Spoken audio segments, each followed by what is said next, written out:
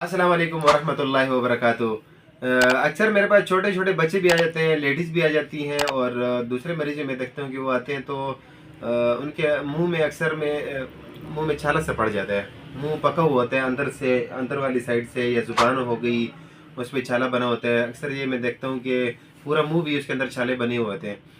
तो एक तो ये कि ये मैदे की तेज़ाबियत से बनते हैं, हम कहते हैं, या बलगम जो है ये मुताफ़न हो जाता है। तो इस टाइप के मसाइल हो जाते हैं।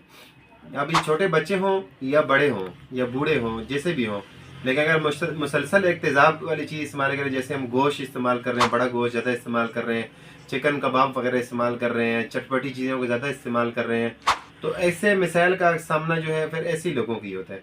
तो इसलिए हम अक्सर कहते हैं कि जितने भी मरीज़ हैं वो अगर खाना पीना अपना करते हैं तो इस तरह की तरीके से अपना खाना पीना रखें कि आज मिसाल से दाल खा ली है तो अगले दिन सब्ज़ी खा लें, रात को अगर मछली खा ली है सुबह दही से नाश्ता कर लें।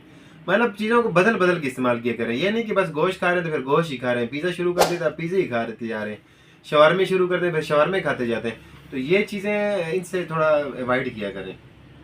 तो ऐसे मरीज़ों के लिए जिनके मुंह पक जाते हैं और ज़ुबान के ऊपर छाले बन जाते हैं, अक्सर के मुंह के अंदर वाली साइड पे छाले बन जाते हैं, किसी के ज़ुबान के नीचे छाले बन जाते हैं, तो ऐसे जितने भी छाले हैं या तो मुताफ़न बलगम की वजह से होता है। ऐसे लोग दही भी खाएंगे तो भी उनका मुंह पक जाएगा और तकलीफ़ ज़्यादा बढ़ेगी।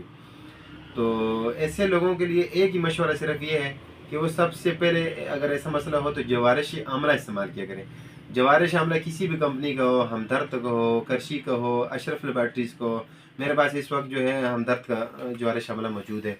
ये भी मैदे के छाले हों, मैदे के अंदर तेज़ाबियत बढ़ जाती है, क्योंकि ये असल में मसला जो है ये मैदे का ही है। मैं किसी कंपनी को प्रमोट तो नहीं कर रहा हूँ, लेकिन मैं वैसे बता रहा हूँ कि आसानी से जो चीज़ लोग बना सकते हो, अगर ख़ुद नहीं बना सकते तो बाज़ार से अगर वो अच्छी कंपनी मिल सकती है तो वही बंदा इस्तेमाल कर लेता है। तो ये आमला जो है जवारिश आमला हमदर्द का भी मिल जाता है, करशी का भी मिल जाता है, अशरफ लेबॉरेटरीज़ में मिल जाता है। काफ़ी सारी कंपनियाँ जो इसको बनाती हैं, वजह इसका रिज़ल्ट देना है। ये फ़ायदा बार बार देता है, इसने बार बार से फ़ायदा दिया है। 20-20, 30 सालों से मैं देख रहा हूँ कि इसने फ़ायदा दिया और ज़रूर फ़ायदा दिया है। तो ये छोटी छोटी चीज़ें जो है आपको लाने का मकसद ये कि आप सोमो जल ज़रूरी नहीं कि सोमो जल इस्तेमाल करेंगे या सोमो फार इस्तेमाल करें। छोटी सी ये माजून है, एक चम्मच खाया, मैदा भी ठीक, मैदे में सुकून भी हो जाता है, तेज़ाबियत जलन हो वो भी इससे ठीक जाती है, मुंह में छाले जी हैं वो भी इससे दुरुस्त हो जाते हैं। और इसके अलावा जो है मैदे की तबखीर होगी, गैस बनना हो गया, बाज़ लोगों को मैदे की वजह से सर में दर्द हो गया, तो ये इसके लिए छोटी छोटियों में से ये एक छोटी सी चीज़ है। आप डायरेक्टली भी आंवला ले सकते हैं। आंवले का मरबा में अक्सर आपको बताया हुआ है, वो भी इसके लिए बेहतरीन है कि मैदे को पुरसुकून करे और विटामिन सी जो है उसको जज़ब करती है।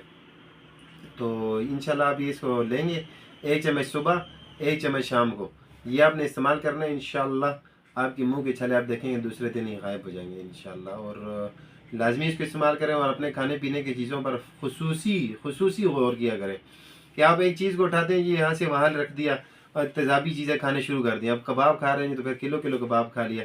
अपने खुराकों को ना तरतीब में रखें। इतने बड़े मसला नहीं है, सारी चीज़ें अल्लाह पाक ने खाने के लिए पैदा की हैं और हलाल बनाई हैं, आप हलाल चीज़ों में से खा सकते हैं, लेकिन तरतीब से उसको बहुत खाना ज़रूरी है। ठीक है जी, अपना ख्याल रखें जी, अल्लाह हाफ़िज़।